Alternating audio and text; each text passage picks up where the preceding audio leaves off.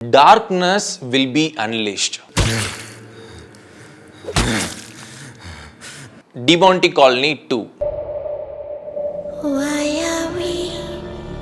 இந்த release trailer நம்ம பார்த்தோம்னா ஓப்பனிங் ஷாட்டே வந்துட்டு கிராஸ்லாம் தலைகீழ இருக்குது. நிறைய பேர்த்தோட ஃபோட்டோஸ் வந்துட்டு சைடில் இருக்கிறத நீங்கள் பார்க்கலாம். இந்த ஃபோட்டோவில் பார்த்தீங்கன்னா உங்களுக்கு தெரியும். ப்ளஸ் இதில் என்ன இம்பார்ட்டன்ட்னா தலைகீழ வந்துட்டு மேபி அருள்நிதி அவர்களோட கேரக்டர் வந்துட்டு தலைகீழ தொங்கிட்டு அந்த கோடாரி எடுத்து அவரே அவளை வந்துட்டு கிழிச்சிக்கிற மாதிரி வந்துட்டு ஃபஸ்ட்டு இதுவே காட்டுறாங்க. இதில் நம்ம பார்த்தோன்னா இந்த கோடாரி நம்ம பார்த்தோன்னா அந்த ஜான் டிமாண்டி ஃபர்ஸ்ட் பார்ட்டில் நீங்கள் பார்த்துருந்தீங்கன்னா உங்களுக்கு தெரிஞ்சிருக்கும். ஃபர்ஸ்ட் பார்ட்டில் வந்துட்டு அவரோட மனைவி வந்துட்டு ரொம்பவே உடல் நலம் வந்துட்டு ரொம்பவே மோசமாக இருக்கும். அப்போ அவங்களோட ஹெல்த் கண்டிஷனை இதுக்கப்புறமேட்டு ரெக்கவரே பண்ண முடியாதுன்ற ஒரு சுச்சுவேஷன் வரப்போ ஒரு ஷாட் வச்சுருப்பாங்க. சைட்லேயே ஒரு கோடாரி இருக்கும். கோடாரி எடுத்துகிட்டு அவர் மாட்டுக்கு ஒரு ரூம்குள்ளே போவார். யாரையோ கொலை பண்ணுற மாதிரி ஒரு சீன் காட்டுவாங்க. ஸோ அந்த கோடாரி தான் இந்த கோடாரியாக இருக்குமான்றது வந்துட்டு மேபி ஜான் டிமாண்டியே வந்துட்டு என்ன சொல்கிறது அந்த ஹாலிவுட் படத்தில் காட்டுற மாதிரி இவரை வந்துட்டு தூண்டி இவரை சாவடிச்சுக்கிற மாதிரி ஒரு ஷாட் இந்த ஃபர்ஸ்ட் இதுலேயே நம்ம பார்க்கலாம். நெக்ஸ்ட் கிளிப்ல நம்ம பார்த்தோம்னா அருள்நிதி அவர்கள் வந்துட்டு ஒரு ஷாக்கிங்காக வந்துட்டு ஃபர்ஸ்ட் பார்ட்டோட கிளிப்பை காட்டியிருக்காங்க. லாரியில் வந்துட்டு நம்ம சஜித் ஃபர்ஸ்ட் பார்ட்டில் வர அந்த கேரக்டர் வந்துட்டு ஜான் டிமாண்டி அவரோட ஒய்ஃப்க்கு கிஃப்ட் பண்ண அந்த செயினை காட்டியிருக்காங்க. ஸோ அதை வந்துட்டு போட்டுக்கிட்டு ஒரு மாதிரி ஈவிலாக ஒரு ஸ்மைல் பண்ணிக்கிட்டு லாரி ஓடிட்டு போகிற மாதிரி செயின் வெளியே எங்கே போனாலும் ஏதாவது ஒரு வழியில் கண்டிப்பாக அந்த கிளிப்பை காட்டியிருக்காங்க. மேபி மோஸ்ட்டாக அந்த லாரி வந்து டிமாண்டி காலனிக்கு தான் போகும். ஏன்னா இந்த செயினை சுற்றி தான் வந்துட்டு செகண்ட் பார்ட் கனெக்ட் பண்ணியிருக்காங்களோன்ற ஒரு இது வந்துட்டு ஸ்ட்ராங்காக தெரியுது. அப்புறம் பார்த்தீங்கன்னா கிளாசிக்கான அந்த டிமாண்டி காலனியோட நேம் போர்டோட உள்ளார யாரோ இருக்காங்கன்னு சொல்லிட்டு நம்ம அருள்நிதி அவர்களோட கேரக்டரே வந்துட்டு எகெயின் காட்டுற மாதிரி இருக்குது. மேபி அவரை மாதிரியே இன்னொருத்தர் இருக்காரான்றது தெரியல. எப்படி இவங்க கதையை எடுத்துகிட்டு போகிறாரு அஜய் ஞானமுத்துன்றது தெரியல. நெக்ஸ்ட் ஒரு ஷார்ட் காட்டுறாங்க டிமாண்டி காலனி ரிட்டன் பை ராகவன் சொல்லிட்டு. ராகவன் கேரக்டர் நம்மளுக்கு தெரியும். ஸ்டார்டிங்லேயே வந்துட்டு ஃபர்ஸ்ட் பார்ட்லேயே வந்துட்டு ஹீ வில் கில் அஸ்ன்னு சொல்லிட்டு அந்த டிவியில் வரும்.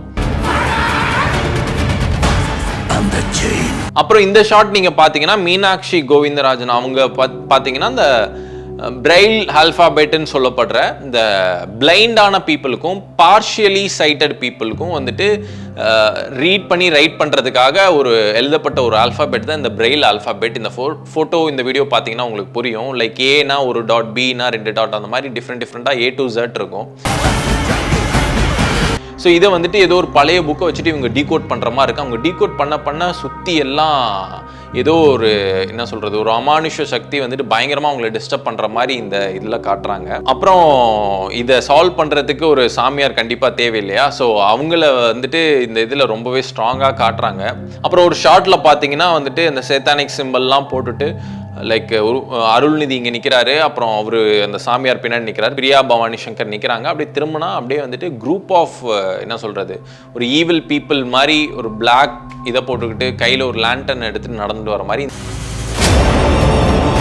இந்த ஷாட் நம்ம பார்த்தோன்னா முக்கியமாக இந்த நன் படத்துலலாம் நம்ம பார்த்துருப்போம். நிறைய 100 பேர் வருவாங்க. ஒரு மாதிரி க்ரீப்பியான ஒரு மியூசிக் வந்துட்டு ப்ளே பண்ணுவாங்க. ஸோ டெஃபினட்டாக இந்த மாதிரி சீன்ஸ்லாம் வந்துட்டு தேட்டரில் ரொம்பவே ஒர்க் அவுட் ஆகும்.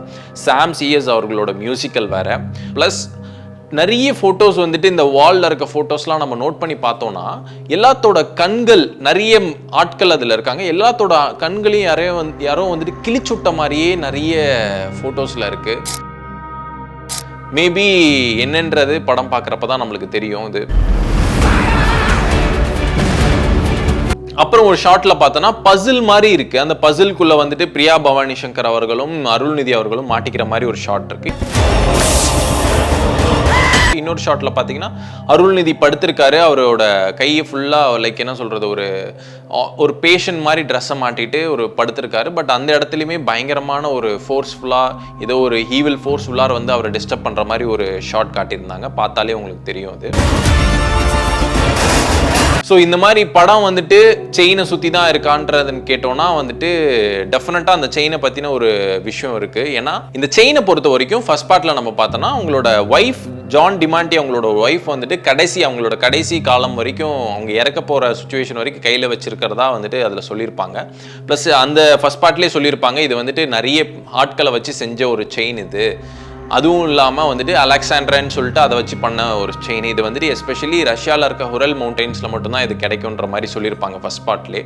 ஸோ இந்த செயின் தான் வந்துட்டு யாரெல்லாம் எடுக்கிறாங்களோ அவங்கள தான் இந்த ஜான் டிமாண்டி கேரக்டர் அடிக்கிற மாதிரி வந்துட்டு இந்த ட்ரெய்லர் பார்க்குறப்ப நம்மளுக்கு தெரியுது. இன்னொரு விஷயம் இந்த ட்ரெய்லரில் என்ன மென்ஷன் பண்ணியிருக்காங்கன்னா, இந்த செயின் எங்கே போனாலும் கடைசியில் வந்துட்டு டிமாண்டி காலனிக்குள்ளேயே வந்துடும். பட் இந்த டைம் வந்துட்டு இந்த செயின் வந்துட்டு அதை விட்டு வெளியே வந்துருச்சு. ஸோ அதனால் வந்துட்டு யாருக்கிட்ட இருக்கோ யாரை சுற்றி இருக்கோ அவங்கள வந்துட்டு ஜான் டிமாண்டி வந்துட்டு தாக்க ஆரம்பிக்கிறாரு, அவரோட ஆவி தாக்க ஆரம்பிக்கிறான்ற மாதிரி இந்த ட்ரெய்லர் போகுது. கடைசி ஷாட் நம்ம பார்த்தோம்னா அருள்நிதி அவர்கள் வந்துட்டு என்ன சொல்கிறது, ஒருத்தர் வந்துட்டு சொல்கிறாரு, டக்குன்னு ஒரு பெரிய பில்டிங்லேருந்து கீழே விழுவுறாரு. கீழே பார்த்தீங்கன்னா ஒரு கிராஃபிக் ஷாட்டில் வந்துட்டு ஒரு பெரிய ஈவில் வந்துட்டு வாயை திறக்கிற மாதிரி அப்படியே இந்த ட்ரெய்லரை க்ளோஸ் பண்ணுறாங்க. இந்த பாட்டை பொறுத்த வரைக்குமே வந்துட்டு ஃபர்ஸ்ட் பார்ட்டோட கனெக்ட் பண்ணியே ஆகணுன்ற ஒரு சுச்சுவேஷனுக்கு தள்ளப்படுறப்போ டெஃபினட்டாக வந்து நிறைய எலமெண்ட்ஸ் உள்ளார எடுத்துகிட்டு வரணும். இந்த செயின் இந்த ட்ரெய்லர்லாம் பார்க்குறப்போ ஸ்டோரி ப்ரெடிக்டபுளாக தான் இருக்குது. அதுக்கு பின்னாடி ஏதோ ஒரு சஸ்பென்ஸ் இருந்தால் படம் வந்துட்டு செம்மையாக இருக்குன்றது வந்துட்டு எதிர்பார்க்கலாம் நம்ம.